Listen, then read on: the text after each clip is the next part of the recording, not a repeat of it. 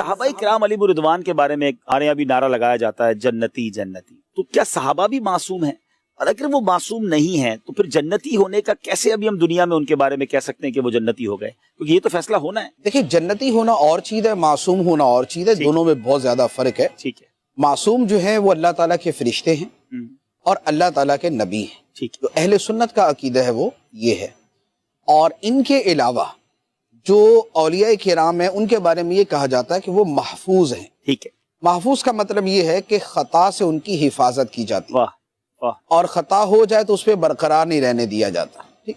اور ان سے جو خطا ہونا یا گناہ ہونا جو ہے یہ شرعی اعتبار سے ناممکن نہیں، ہو سکتا ہے، ہوتا بھی ہے۔ اب جو جنتی ہونا ہے اس کا تعلق تو معصومیت کے ساتھ یوں نہیں ہے کہ جنت میں تو سارے مسلمان جائیں گے، ٹھیک ہے نا۔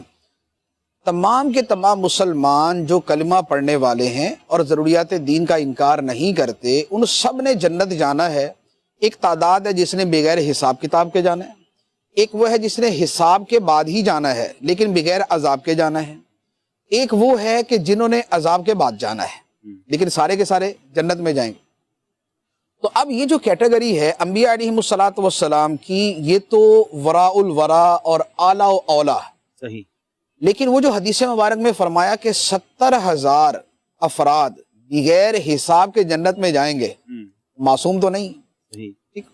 پھر ہر ایک کے ساتھ مزید 70,000 بغیر حساب کے جائیں گے، یہ بھی معصوم نہیں۔ پھر حدیث میں فرمایا کہ جو لوگ یہ جنتر منتر نہیں کرتے اور جو لوگ وہ علاج بالکئی ایک قسم ہے وہ نہیں کرتے اور جو توکل کرنے والے ہیں، یہ بغیر حساب کے جنت میں جائیں گے، یہ معصوم تو نہیں۔ اچھا، اسی طریقے سے جن کا حساب ہوگا لیکن پھر بھی وہ جنت میں چلے جائیں گے، اب اس میں اولیاء کرام بھی ہو سکتے ہیں اور اس میں غیر اولیاء کرام یعنی عام صالحین بھی ہو سکتے ہیں۔ اولیاء کرام کی ایک تعداد ہے جو بغیر حساب والی ہوگی اور ہو سکتا ہے کوئی وہ بھی ہو جو حساب والا ہو۔ صالحین میں سے کوئی بغیر حساب کتاب والا بھی ہوگا اور کوئی جو ہے وہ حساب والا بھی ہوگا۔ تو اب یہ جو کروڑوں کروڑوں کروڑوں کی تعداد ہے، ان میں معصوم کوئی نہیں ہے لیکن جنتی جنت پہ جائیں گے، سبحان اللہ۔ تو اب جیسے ہم کہتے ہیں غوث پاک رضی اللہ تعالیٰ عنہ جنتی ہیں، لیکن غوث پاک کو معصوم تو نہیں کہتے، ٹھیک ہے، لیکن ان کے بارے میں امت کی گواہی اور اللہ تعالیٰ پہ حسن ظن اور ان کی اللہ تعالیٰ نے جو مقبولیت و محبت مخلوق میں رکھی ہے وہ اس کے پیش نظر ہم کہتے ہیں کہ جنتی۔ تو صحابہ کرام کا معاملہ یہ ہے کہ صحابہ کرام کے بارے میں جو قرآن و حدیث کی نصوص ہیں، جو آیات و احادیث ہیں، اس کا مجموعی مفہوم یہ بنتا ہے۔ جیسے قرآن پاک کی ایک آیت مبارکہ ہے، اللہ تعالیٰ نے صحابہ کرام کی 2 قسمیں بیان فرمائی۔ فتح مکہ سے پہلے جنہوں نے راہ خدا میں مال خرچ کیا اور جہاد کیا، اور فتح مکہ کے بعد جنہوں نے مال خرچ کیا اور جہاد کیا، یہ قبل الفتح اور بعد الفتح، یہ وہ والے صحابہ کرام۔ ان کے بارے میں اللہ تعالیٰ نے ان کا دونوں گروہوں کا تذکرہ کرنے کے بعد فرمایا وَكُلًّا وَعَدَ اللَّهُ الْحُسْنَى، اور ان سب سے اللہ نے جنت کا وعدہ کر لیا۔ تو یہ وہ جو 2 صورتیں بنتی ہیں اور جس میں جملہ صحابہ کرام آ جاتے ہیں اور ان سب کے ساتھ وعدہ الہی ہے، اس وعدہ الہی پر اعتماد کرتے ہوئے ہم کہتے ہیں سارے جنتی۔ سبحان اللہ، سبحان اللہ۔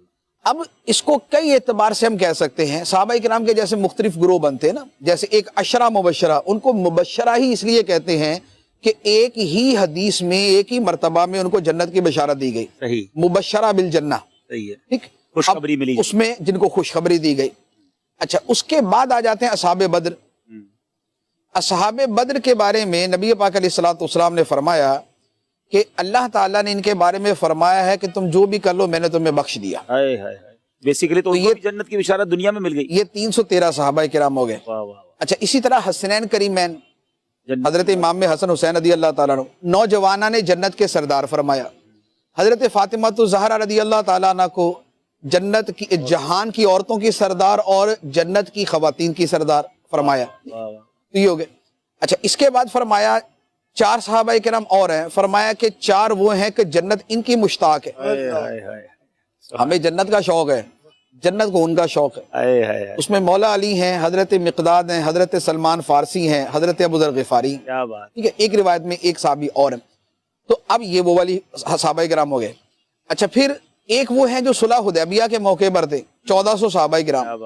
1400 صحابہ کرام جنہیں بیعت رضوان، اہل بیعت یا اہل بیعت رضوان کہا جاتا ہے، ان کا اللہ تعالیٰ نے تذکرہ فرما کے فرمایا لقد رضی اللہ عن المؤمنین اذ یبایعونک تحت الشجرہ، واہ واہ واہ، اللہ راضی ہو گیا ان مومنوں سے جو درخت کے نیچے اے حبیب تمہارے ہاتھ پہ بیعت کر رہے تھے، واہ واہ واہ، اور فرمایا ان الذین یبایعونک انما یبایعون اللہ، بے شک وہ جو تمہارے ہاتھ پہ بیعت کر رہے تھے وہ خدا سے بیعت کر رہے تھے، اور ان کے ہاتھ پہ سرکار نے اپنا ہاتھ رکھا تھا تو رب نے فرمایا ید اللہ فوق ایدیہم، ان کے ہاتھوں پہ خدا کا ہاتھ اللہ کی شان کے مطابق۔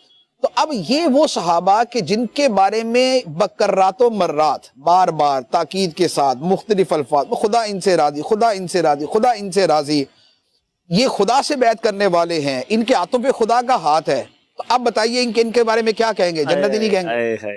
یہ جنتی، یہ جنتی نہیں ہے تو پھر کون ہے؟ اگر یہ جنتی نہیں ہے تو پھر پیچھے کیا بچتے ہیں؟ یہ ہو گئے۔ اچھا، اس کے بعد قرآن پاک کے اندر اللہ تعالیٰ نے ایک اور آیت مبارکہ ہے جس میں اگلوں پچھلوں سارے صحابہ کرام کو جنتی اور ان کو جو ہے وہ اپنی رضا کا مشتہ سنایا ہے۔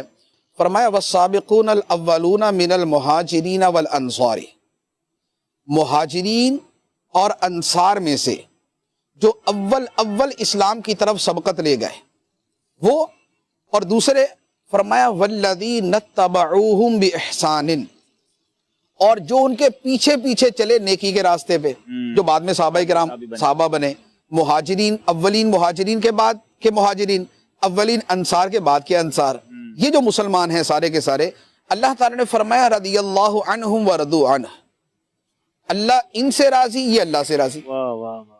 تو اب یہ سارے کے سارے آگے اور سب کو جنت کا مشتہ سنا دیا گیا۔